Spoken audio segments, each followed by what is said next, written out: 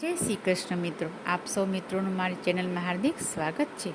મિત્રો, આજની વિડીયોમાં આપણે અધ્યાય 29 સાંભળશું. સંધ્યા સમયના શું નિયમો હોય છે તે.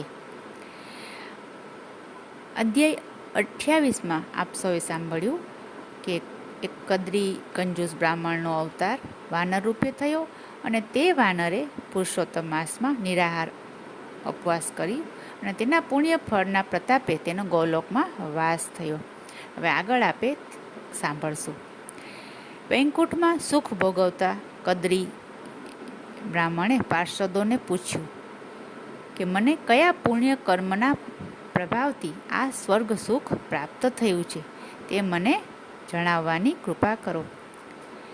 ત્યારે પાર્ષદોએ કહ્યું, હે પવિત્ર બ્રાહ્મણ, તમે પહેલાં વાનર હતા ત્યારે ફળો તોડીને નીચે નાખતા હતા, કેમ કે તમે ખાઈ શકતા ન હતા. તેથી આજે તોડેલા ફળોથી અનેક મનુષ્યોને એ ફળ ખાઈને સંતોષ થતો હતો.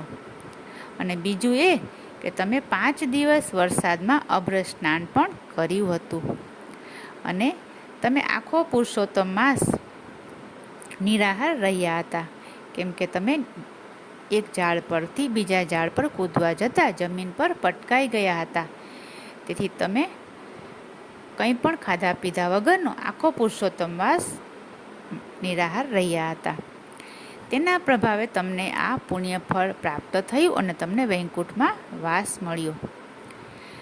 હવે પછી નારાયણ ભગવાને કહ્યું, હે નારદ, સંધ્યાના નિયમો તમે ધ્યાનથી સાંભળો. સવારે સ્નાન, ધ્યાન, પૂજન કર્યા પછી મધ્યાહ્ને 5 મહાયજ્ઞો કરવા. અન્નનું બલિદાન મૂક્યા પછી અતિથિને ભોજન કરાવવું. સાધુ સંન્યાસીને ભિક્ષા આપવી. પૂર્વ દિશામાં મોઢું રાખી અને ભોજન કરવું. ભોજન કરતી વખતે થાળીની ચારેકોર પાણીનું કુંડાળું કરવું, જેથી કીડી મકોડી પતરાળા ઉપર કે થાળી ઉપર ચડે નહીં. રસવાળા પદાર્થો પહેલાં જમવા.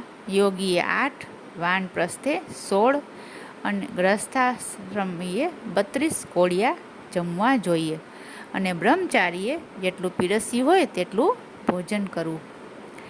જમી લીધા પછી કોગળા કરી મુખ શુદ્ધિ કરવી. તે પછી આસન ગ્રહણ કરી અગસ્ત્ય મુનિનું ધ્યાન ધરવું. ત્યાર પછી શ્રી કૃષ્ણ ભગવાનનું ધ્યાન ધરીને સાંસારિક કર્મો કરવા.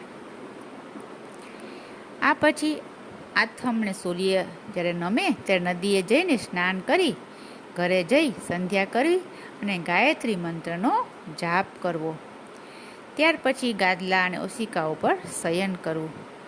સૂતી સમયે ભગવાન વિષ્ણુ અને 5 ઋષિઓનું શ્રવણ કરવું, તેના જાપ કરવા.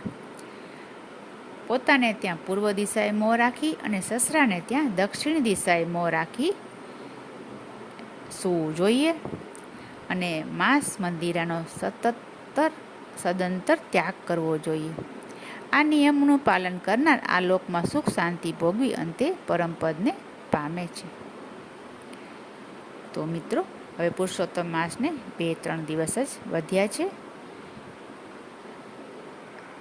ચાલો હવે બીજી વિડીયોમાં મળશું આપણે અધ્યાય 30માં. ત્યાં સુધી જય શ્રી કૃષ્ણ, જય પુરુષોત્તમ ભગવાન.